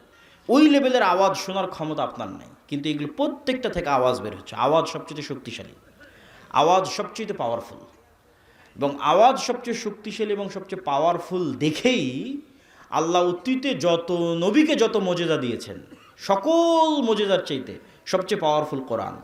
মুসা আলাইহিস সালামের লাঠির চাইতে কোরআন পাওয়ারফুল, ঈসা আলাইহিস সালামের মৃতকে জীবিত করার চাইতে কোরআন পাওয়ারফুল। কেননা কোরআন সরাসরি আল্লাহর নিজের আওয়াজ। বলেন আল্লাহু আকবার। কোরআন সরাসরি আল্লাহর নিজের সাউন্ড, আল্লাহর আওয়াজ। এর চাইতে পাওয়ারফুল আর কিছুই নেই পৃথিবীতে, এর চেয়ে শক্তিশালী আর কিছুই নেই পৃথিবীতে। সম্মানিত উপস্থিতি, বক্তব্যের শেষের দিকে যাওয়ার আগে এখানে গুরুত্বপূর্ণ আরও কয়েকটা কথা। এই যে আজকে আমরা আপনাদের প্রোগ্রামে এসেছি, এই প্রোগ্রামে আসা বাংলাদেশের 600 উপজেলায় এক বছরে যাওয়া সম্ভব নয়। 100টাও যদি প্রোগ্রাম করি তাও 6 ভাগের 1 ভাগে যাওয়া সম্ভব। তারপরেও এবার গাইবান্ধাতেও অনেক প্রোগ্রাম নেওয়া আছে, কিন্তু এগুলো একটাও স্থায়ী সম্পর্ক নয়। এই 1 ঘন্টার বক্তব্য দিয়ে আমি আপনাকে কি শিখাবো? না দোয়া, না কালাম, না ওযু, না সালাত, কিছুই শেখানো সম্ভব নয়। দিনের মৌলিক বেসিক জ্ঞান শেখার জন্য অবশ্যই মসজিদ ভিত্তিক মক্তব তৈরি করতে হবে। আব্দুর রহিম বিন আব্দুর রাজ্জাকও আপনাদের এই শাখাটা অঞ্চলে মক্তবের সফর দিয়ে গেছে। এই মক্তবের শিক্ষকগুলোকে জামিয়া সালাফিয়া ডাঙ্গিপাড়া, পাবা, রাজশাহীতে আর দাওয়া ইলাল্লাহর অধীনে ট্রেনিংয়ে পাঠাতে হবে। প্রতিনিয়ত ট্রেনিং চলতেছে, এখন পর্যন্ত প্রায় 700 মক্তব ট্রেনিং নিয়েছে। এই মক্তবগুলোর মধ্যে আন্তঃমক্তব প্রতিযোগিতা হচ্ছে, যেটা এনটিভিতে রমজানে প্রচারিত হবে। প্রায় 50 থেকে 60 লক্ষ টাকা বাজেট। এগুলোতে কোনো মাদ্রাসার ছাত্র অংশগ্রহণ করবে না, আপনাদের গ্রামের মক্তবের ছেলেমেয়েরা অংশগ্রহণ করবে। এই স্থায়ী সম্পর্কটা খুব জরুরি। এই একদিনের বক্তব্যে আমি শান্তি পাই না, কিন্তু যখন কল্পনা করি যে আমি দিন শেখানোর জন্য যে বইটা লিখেছি, তালিমুদ্দিন বা আদর্শ শিক্ষা, মক্তবের বাচ্চাদের দিন শেখানোর জন্য, ওইটার থেকে প্রতিদিন যদি কোনো মক্তবে কেউ দিন শেখানোর চেষ্টা করে, আমার বিশ্বাস ওই বাচ্চার মগজে মৃত্যু পর্যন্ত দিন স্থায়ীভাবে গেঁথে যাবে। ওইটা আমার কাছে, আমার নিজের কাছে প্রশান্তিদায়ক, যেটা একটা সাদাকায়ে জারিয়া। আমাদের কায়দা থেকে ট্রেনিং নিয়ে এসে যদি কোরআন পড়ায়, ওইটা একটা সাদাকায়ে জারিয়া। এখানে আর আমি কতটুকু সাদাকায়ে জারিয়া করতে পারবো? এই মক্তবগুলোর সাথে সম্পৃক্ত হতে হবে। 2 নম্বর, আমাদের সাথে অসংখ্য মাদ্রাসা আল জামিয়া সালাফের সাথে মুআদালাভুক্ত হিসেবে পরিচালিত হচ্ছে। আজকেরটাও যেমন আছে, আশেপাশে আরও কয়েকটা শিক্ষা প্রতিষ্ঠান আছে, এবং সরাসরি নিবরাস ইসলাম রিসার্চ ফাউন্ডেশন বা আল জামিয়া সালাফের হয়ে সরাসরি আমাদের পরিচালনায় তালুক ঘোড়াবান্ধা, যেটা সালাফিয়া রহমানিয়া মাদ্রাসা, সেটাও আপনাদের কাছে, সেখানেও প্রোগ্রাম আছে। 18 তারিখ শাইখ আব্দুর রাজ্জাক বিন ইউসুফ আসবে ওই প্রোগ্রামে। এই প্রতিষ্ঠানগুলোর সাথে আপনাদের সম্পৃক্ততা বাড়াতে হবে। 3 নম্বর হচ্ছে, আমাদের যে বই পুস্তকগুলো আছে, যেমন আজকে যে বক্তব্যটা দিচ্ছি, যে বক্তব্যটা শেষ করব, এই বক্তব্যটা পুরোটাই লিখিত আকারে আল্লাহর পথে যাত্রা বয়ে আছে। হয়তো এতটা এইভাবে একটার পর একটা যেভাবে বলতেছে এইভাবে নাই, কিন্তু সবগুলোর দলিল সহ লিখিত আকারে আল্লাহর পথে যাত্রা, যেটা নতুন বই, এটা ঈমান বিল গায়বে ইয়াকিন তৈরি করার জন্যই লেখা। আজকে এই বইটা সম্ভবত নাই, কেনা বইটা শেষ হয়ে গেছে, বাজারেই নাই। এই বইটা অনলাইন থেকে খুঁজে আপনাদের অর্ডার দিয়ে বইটি পড়ার উদাত্ত আহ্বান জানাচ্ছি।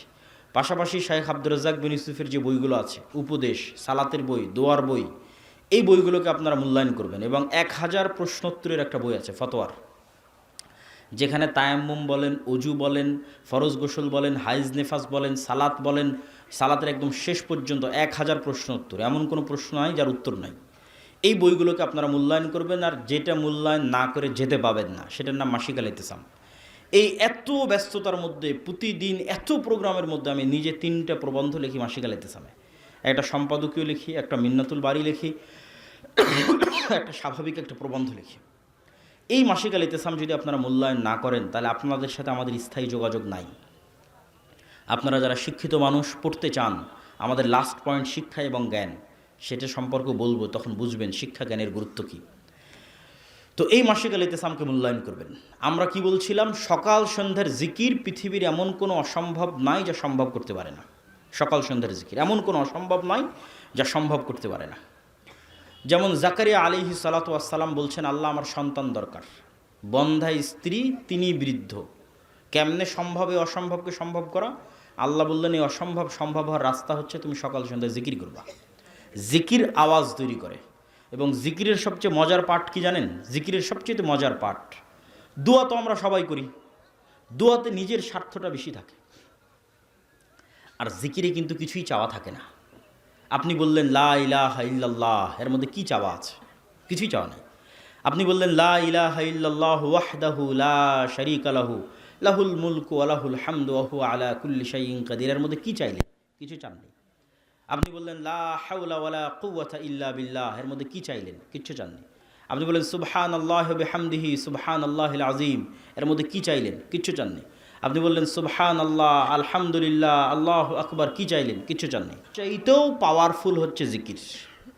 কেননা দোয়াতে মানুষের নিজের ব্যক্তি স্বার্থ একটু হলো কাজ করে, যে আল্লাহ আমার এটা দরকার, আমার এটা দরকার, আমার এটা দরকার।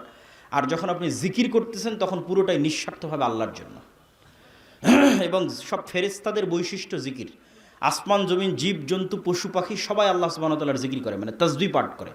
এই জন্য তাসবিহ পাঠ খুবই গুরুত্বপূর্ণ, খুবই পাওয়ারফুল। সকাল সন্ধ্যা, সকাল সন্ধ্যা মানে ফজরের পর থেকে সূর্য ওঠা পর্যন্ত, আর সন্ধ্যা মানে সূর্য ডুবার পরে নয়, সন্ধ্যা মানে আসর থেকে সূর্য ডুবা পর্যন্ত। এটা একটি হারানো আমল যা আমাদের আদায় করা উচিত। পয়েন্ট নাম্বার 4, মুসলমানদের বিজয়ের জন্য 4 নাম্বার পয়েন্ট, শিক্ষা এবং জ্ঞান। মুসলমানরা গোলামি থেকে মুক্তি পাবে, স্বাধীন হবে, নেতা হবে। পয়েন্ট নাম্বার 4, শিক্ষা এবং জ্ঞান। আল্লাহ সুবহানাহু ওয়া তাআলা যে সিস্টেমের উপর পৃথিবী ডেভেলপ করেছেন, এই সিস্টেম উনি ভাঙতে চান না, খুব কম ভাঙেন। যেমন আল্লাহর পৃথিবীর সিস্টেম কি, কাউকে যদি আগুনে নিক্ষেপ করা হয় পুড়ে যাবে, কত বড় আল্লাহওয়ালা তাও পুড়ে যাবে। ইব্রাহিম আলাইহিস সালামের ক্ষেত্রে আল্লাহ সিস্টেম ব্রেক করে আগুনকে থামিয়ে দিয়েছেন। কিন্তু আসহাবুল উখদুদ সূরা বুরুজের ঘটনা পড়েন, ওদেরকে আগুনে নিক্ষেপ করা হয়েছে, আগুন ওদের জ্বালিয়ে দিয়েছে। আজ গাজা থেকে আল্লাহওয়ালা মানুষ নাই, পরহেজগার মানুষ নাই? আফগানিস্তানে কি আল্লাহওয়ালা পরহেজগার মানুষ ছিল না? আল্লাহ তার সিস্টেম ব্রেক করেন না। এই সিস্টেমের উপর পৃথিবী ডেভেলপ করা আছে। ছুরি দিয়ে যদি একটা আল্লাহওয়ালা মানুষকেও কাটা হয় কেটে যাবে, একটা পরহেজগার মানুষকেও কাটা হয় কেটে যাবে, কেন ছুরি ওই কাজের জন্যই তৈরি করা আছে। তাহলে পৃথিবী আল্লাহ ডেভেলপ করেছে, পৃথিবীতে আল্লাহর সুন্নাত এটা যে জ্ঞানী হবে ওর ক্ষমতা। এই সিস্টেম যদি একটা ইহুদিও ফলো করে, আল্লাহ ওকে বলবে না যে তুই ইহুদি এই জন্য তোকে নামিয়ে দিচ্ছি, না। এই সিস্টেম যদি একটা হিন্দু ফলো করে, আল্লাহ বলবে না তুই হিন্দু, তোকে নামিয়ে দিলাম না। যে জ্ঞানী হবে সে ক্ষমতা পাবে। ও হিন্দু হলেও ক্ষমতা পাবে, ও ইহুদি হলেও ক্ষমতা পাবে, ও খ্রিস্টান হলেও ক্ষমতা পাবে। কেন এই লজিকের উপর পৃথিবী দাঁড়িয়ে আছে? কেননা স্বয়ং আল্লাহ নিজে জ্ঞানী। আল্লাহ সুবহানাহু ওয়া তাআলা দুনিয়ার মানুষকে বলেনি যে এই গায়বান্দার মানুষেরা তোমরা আল্লাহর ইবাদত করো, কেননা আল্লাহ কিছুই জানে না। বলেন নাউজুবিল্লাহ। এটা বলেছে নাকি আল্লাহ? আল্লাহ বলেছে তোমরা আল্লাহর ইবাদত করো, আল্লাহ এত জানে যে তোমাদের অন্তরের খবরও জানে। তাহলে জ্ঞানী হওয়া কার গুণ? জোরে বলেন, জ্ঞানী হওয়া কার গুণ? আরো জোরে বলেন, জ্ঞানী হওয়া কার গুণ? আল্লাহর গুণ। আপনি মুসলমান জাহেল থাকবেন আর আল্লাহ আপনাকে ক্ষমতা দিবে? অসম্ভব। এই লজিকের উপর আল্লাহ পৃথিবী দাঁড় করাননি। জ্ঞানী হওয়া আল্লাহর গুণ। পয়েন্ট নাম্বার 2, জ্ঞানে ক্ষমতা পাওয়া যায় তার 2 নম্বর দলিল। ওয়াইজ কুলনা লিল মালাইকাতি ইসজুদু লি আদম ফাসাজাদু ইল্লা ইবলিস ওয়াইজ ক্বালা রাব্বুকা লিল মালাইকাতি ইন্নী জাইলুন ফিল আরদি খলিফা। আল্লাহ ফেরেশতাদের ডাক দিয়ে বললেন আদমকে সৃষ্টি করব। আদমকে সৃষ্টি করার পর ফেরেশতাদের বললেন আদমকে সিজদা করতে হবে। ইবলিস বলল আদমকে সিজদা করতে পারবো না, কেননা আদম মাটির তৈরি, আমি আগুনের তৈরি। ইবলিসের প্রশ্নই ভুল, ইবলিসের প্রশ্নই ভুল। কেননা ইবলিসের প্রশ্ন হচ্ছে ইবলিস আগুনের তৈরি হয়ে মাটির তৈরি, আদমকে সিজদা দিবে না। যদি কি থেকে তৈরি হয়েছে এটাই লজিক হয়, তাহলে ইবলিসের চেয়েও শ্রেষ্ঠ জিনিস দিয়ে ফেরেশতারা তৈরি হয়েছে, ওটা হচ্ছে নূর। কথা মানে আমার বুঝতে পারেননি? আগুনে তৈরি হওয়ার কারণে ইবলিস যদি আদমের তৈরি, মাটির তৈরি আদমকে সিজদা না করে, তাহলে ফেরেশতারা নূরের তৈরি, তো জিনের চেয়েও শ্রেষ্ঠ জিনিস দিয়ে তৈরি হয়েছে, তারা কেমনে সিজদা করবে? প্রশ্ন কেন ভুল? আল্লাহ আদমকে তৈরি হওয়ার কারণে কি থেকে তৈরি করেছে এই কারণে সম্মান দেয়নি। আল্লাহ আদমকে সম্মান দিয়েছে কেন? আদম ফেরেশতার চেয়েও জ্ঞানী, জিনের চেয়েও জ্ঞানী। বলেন আল্লাহু আকবার। জ্ঞানের শ্রেষ্ঠত্বে সিজদা চলতেছে, জ্ঞানের শ্রেষ্ঠত্বে সিজদা চলতেছে। ফেরেশতাদের চেয়ে জ্ঞানী, জিনের চেয়ে জ্ঞানী। কী দিয়ে তৈরি হয়েছে এটাতে নয়। অতএব প্রশ্নই ভুল। ইবলিসকে সিজদা করতে হবে কেন? আদম আলাইহিস সালাম তখন ইবলিসের চেয়েও জ্ঞানী, ফেরেশতাদের চেয়েও জ্ঞানী। কিয়ামত পর্যন্ত যে জাতি জ্ঞানে এবং শিক্ষায় এগিয়ে যাবে সে জাতি ক্ষমতা পাবে। এইটাই আল্লাহর লজিক, এটার উপরেই আল্লাহ পৃথিবী ডেভেলপ করেছে। ওই যে যুদ্ধের কথা বললাম, 300 জন ব্যক্তি পানি পান না করে নদী পার হয়ে, তলুত আর দাউদ, ওই যুদ্ধের আগে বানু ইসরায়েলেরা একত্রিত হয়ে নবী শামুইলের কাছে গেছিল যে আমরা জেরুজালেম উদ্ধার করতে চাই, একটা নেতা বানিয়ে দেন। এখন এই যে পাদুম শহরের এই মাদ্রাসা থেকে যদি 10 জন লোক আমার কাছে আসে, এসে বলে যে এই মাদ্রাসায় আমরা একটা প্রোগ্রাম করতে চাই, আপনি আমাদের মধ্যে কাউকে দায়িত্ব দেন, কে প্রোগ্রাম করবে? তো আমি কি ওদের মধ্যেই দায়িত্ব দিব না ওদের বাইরে কাউকে দায়িত্ব দিব? ওদের মধ্যেই কাউকে দায়িত্ব দেব। তো বানু ইসরায়েলেরা বড় বড় নেতা 10-15 জন গেছে নবীর কাছে যে আমাদের একটা নেতা বানিয়ে দেন। তখন নবী বলছে আল্লাহ তোমাদের নেতা বানিয়ে দিয়েছে তালুতকে। এরা ডানে বামে খুঁজে পায় না তালুতকে। স্টেজে এতগুলো মানুষ বসে আছে, এর মধ্যে কে তালুত? কেউ নয়। ওই কোথায় কোন গ্রামে এক গরিব মানুষ যাকে কেউ চেনে না, যে নেতা নয়, ওর নাম তালুত। তখন বানু ইসরায়েলরা বলছে, এই নেতারা জিজ্ঞেস করছে যে তালুত না টাকা আছে, তালুতের না বংশমর্যাদা আছে, সে নেতা হয় কেমনে? এবার আল্লাহ বলছে তালুতকে আমি কেন নেতা করেছি? বাস্তাতান ফিল ইলমি ওয়াল জিসম। তালুতকে নেতা বানিয়েছে কেন? না, তালুত তোমাদের চেয়ে জ্ঞানী বেশি। বলেন আল্লাহু আকবার। তাহলে আল্লাহর গায়েবের লজিকে ক্ষমতা কার? জ্ঞান যার। ক্ষমতা কার বলেন তো? নেতাকে? জ্ঞানে যে আগিয়ে। এখন আপনি বলেন যে আপনি যদি একটা ইহুদি পাড়ায় যান, একটা ইহুদি গোত্রে যান, ওর ছেলে মেয়ে কী করছে আর আপনার এই গাইবান্ধা শাখাটার ছেলেমেয়েরা কী করছে? গাইবান্ধা শাখাটার ছেলেমেয়েরা বিড়ি, সিগারেট, জুয়া, নেশা, মদ, তামাক, তারপরে free fire, PUBG, TikTok, Facebook, এমন কোনো সময় নষ্টের রাস্তা নাই যে সময় নষ্টের রাস্তা এরা সময় নষ্ট করতেছে না। তাহলে এরা নেতা হবে না গোলাম হবে? গোলাম হবে। আর ও যদি ইহুদিও হয়, ও যদি হিন্দুও হয়, জ্ঞানের পিছনে সময় দিচ্ছে পৃথিবীর নেতৃত্ব। আর এই লজিকের উপরে আল্লাহ পৃথিবী তৈরি করেছে, এটার উপরেই পৃথিবী দাঁড়িয়ে আছে। অতএব জ্ঞানী হওয়া ছাড়া কোনো রাস্তা নাই, জ্ঞানী হওয়া ছাড়া কোনো রাস্তা নাই। আপনি ঢাকা বিশ্ববিদ্যালয়ে যান, যখন ফুটবল বিশ্বকাপ হবে গোটা ঢাকা বিশ্ববিদ্যালয় মিলে বড় স্ক্রিন লাগিয়ে ফুটবল খেলা দেখবে।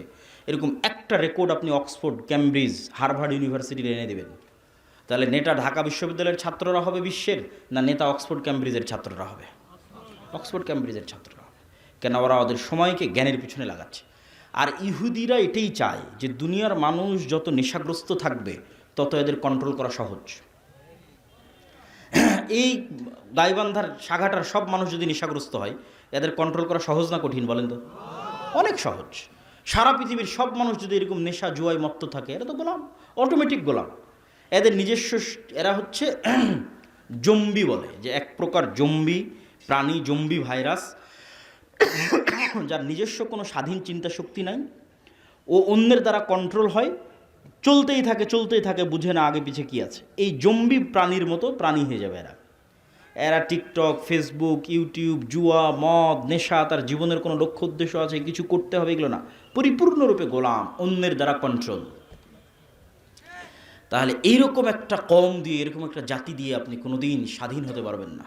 গোলামির জিঞ্জির ভাঙতে হলে জ্ঞান এবং শিক্ষার মাধ্যমে গোলামির জিঞ্জির ভাঙতে হবে।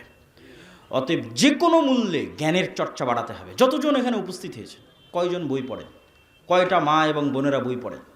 নিজের বাড়িতে বই পড়ার ডেস্ক তৈরি করতে হবে। অজানাকে জানার আগ্রহ তৈরি করতে হবে। খাবারের টেবিলে যেমন কয়েক আইটেমের খাবার থাকে, আজ এটা ভালো লাগছে না তো কাল ওইটা, এরকম কয়েক আইটেমের বই থাকবে, আজ এটা ভালো লাগছে না তো ওইটা, ওইটা ভালো লাগছে না তো ওইটা, কিন্তু জ্ঞানের রাস্তায় এগিয়ে যেতে হবে। যুবক সমাজ যারা উপস্থিত আছে তাদেরকে জ্ঞানের পিছনে সময় দিতে হবে।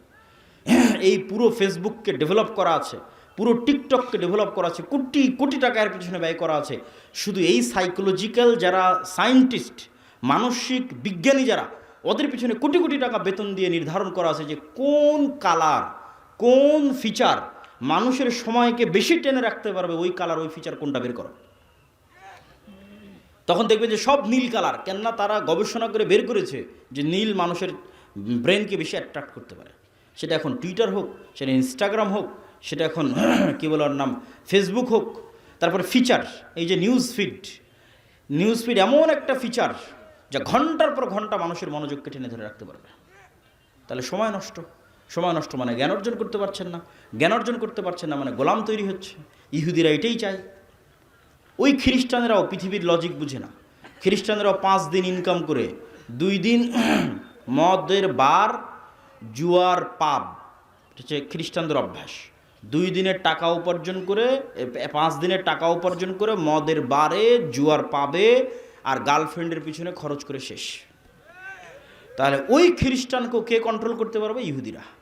এবং কন্ট্রোল করতেছে, অলরেডি কন্ট্রোল করতেছে।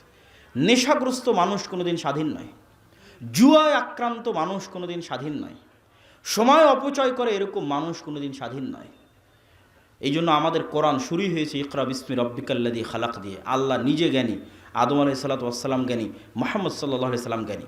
বক্তব্যের শেষের দিকে এসে আপনাদেরকে সামারি করি, সারমর্ম করি। মুসলমানেরা গোলাম আছে, স্বাধীন হতে চায়, নেতা হতে চায়, বিশ্বকে শাসন করতে চায়। 4টে গুণ লাগবে। ঈমান বিল গায়বে ইয়াকিন লাগবে। গায়েবী মদদ কিভাবে পাওয়া যাবে তার লজিক সম্পর্কে জানতে হবে। পয়েন্ট নাম্বার 2, নেতা হওয়ার যে বীজ এটা বপন করতে হবে। সেটা হচ্ছে সত্য বলা শিখতে হবে। আজকে এখান থেকে ওয়াদা করে যাবেন, নিজেরা জীবনে কোনোদিন আর মিথ্যা বলবেন না। 2 নাম্বারই করে অর্থ ইনকাম করবেন না। 2 নাম্বারই দুর্নীতি করে মানুষকে ধোঁকা দিয়ে 1 টাকা উপার্জনের চেষ্টা করবেন না। তাহলে আপনি নেতা হবেন, আপনার ছেলে নেতা হবে। অন্যথায় আপনি গোলাম, আপনার ছেলে গোলাম, এই জাতি গোলাম। একটা প্রজন্ম লাগবে যারা ঈমান বিল গায়বে ইয়াকিন রাখে। একটা প্রজন্ম লাগবে যারা শতভাগ সত্যবাদী, শতভাগ আমানতদার, ন্যায়পরায়ণ এবং ধৈর্যশীল। 3 নাম্বার, একটা প্রজন্ম লাগবে যারা শুধু সালাত, 5 ওয়াক্ত সালাত নয়, রাতের সালাতেও অভ্যাসী। যারা শুধু 5 ওয়াক্ত সালাত নয়, সকাল সন্ধ্যার জিকিরও অভ্যাসী। কেন? গায়েবের মদদকে টেনে নিয়ে আসার মাধ্যম লাগবে। 4 নাম্বার, জ্ঞান এবং শিক্ষায় এগিয়ে যেতে হবে। এই সর্বনিম্ন এই কয়টা শর্ত যদি পূরণ করতে পারে মুসলমানেরা, তাহলে মুসলমানেরা শুধু বাংলাদেশের নেতা হবে না, সারা পৃথিবীর নেতা হবে।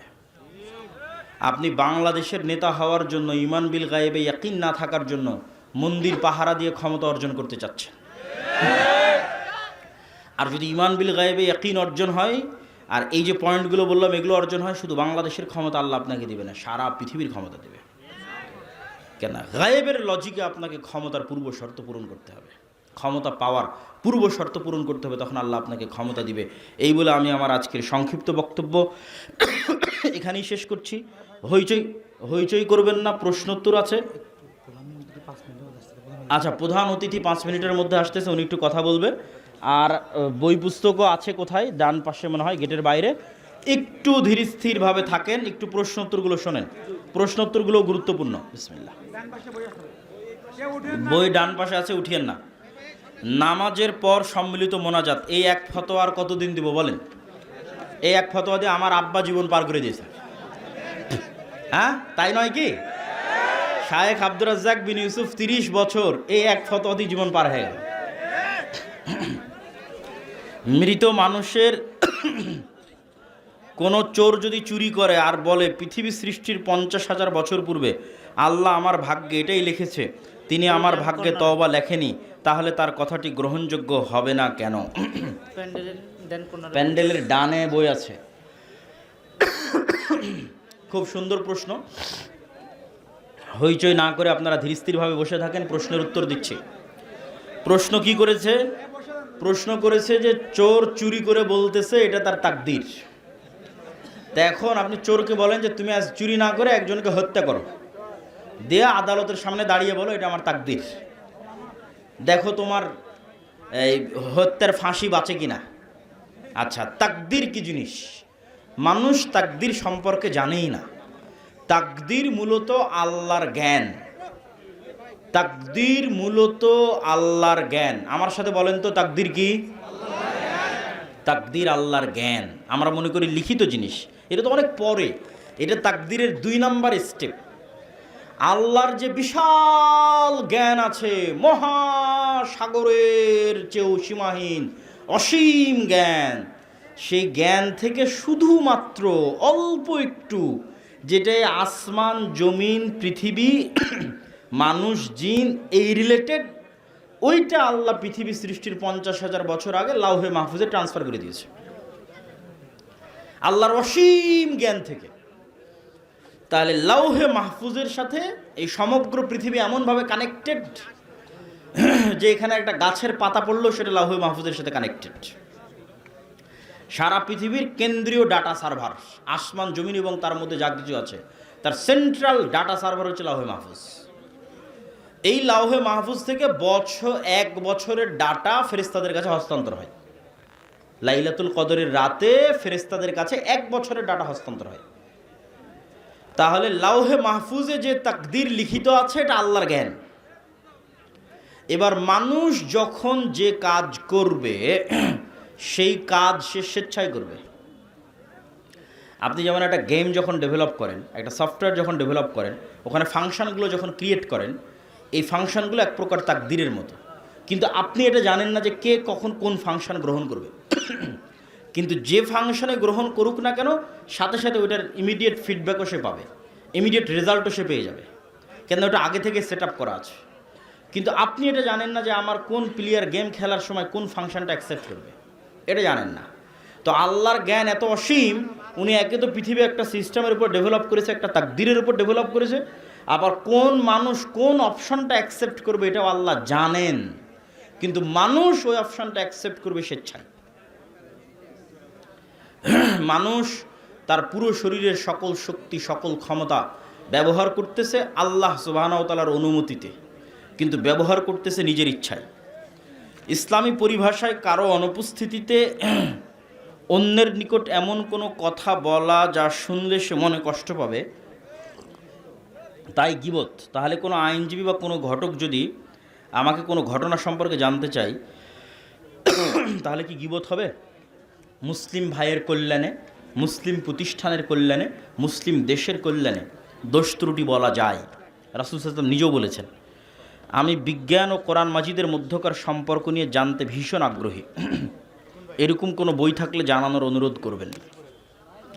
প্রশ্নটি একজন হিন্দু গবেষকের। তিনি বলেন, ইসলাম ধর্ম বলে ধ্যান করা নিষেধ, কিন্তু হযরত মুহাম্মদ সাল্লাল্লাহু আলাইহি ওয়াসাল্লাম গুহায় কেন গিয়েছিলেন এবং সেখানে তিনি কিভাবে আল্লাহর উপাসনা করতেন? সম্মানিত উপস্থিতি, সকল নবী সালাত আদায় করত। সালাত আদায়ের ধরনে পার্থক্য হতে পারে।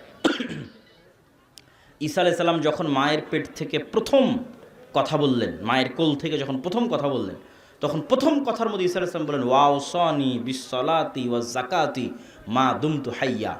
আল্লাহ আমি ঈসা আমাকে আদেশ দিয়েছে আমি যেন মরা পর্যন্ত সালাত আর যাকাত আদায় করি।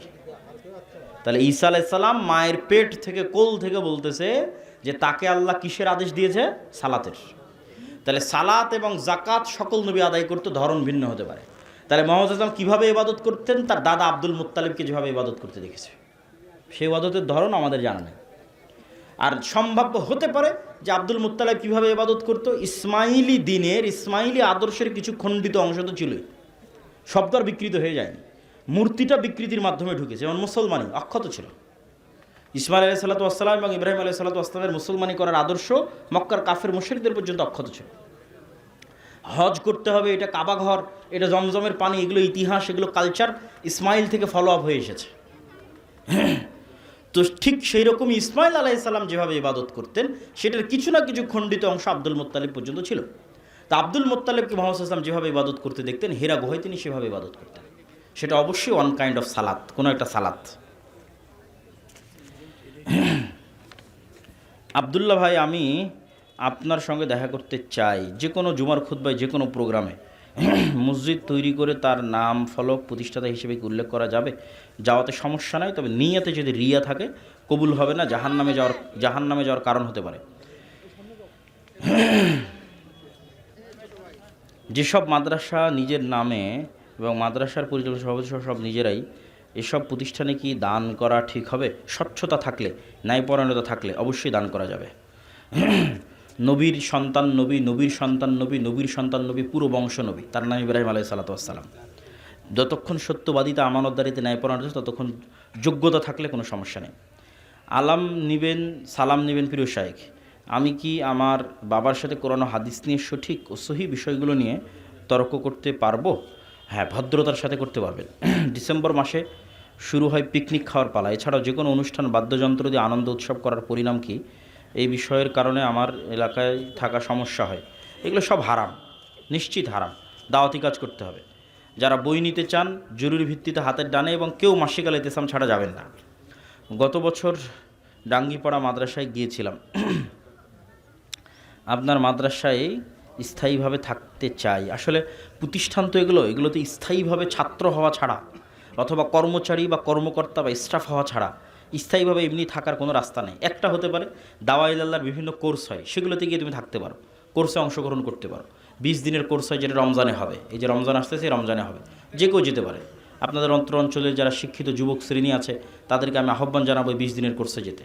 3 দিনের মাদ্রাসা হয়, সেগুলো আমাদের ফেসবুক পেজে পাওয়া। মক্তবের শিক্ষকদের ট্রেনিং হয়।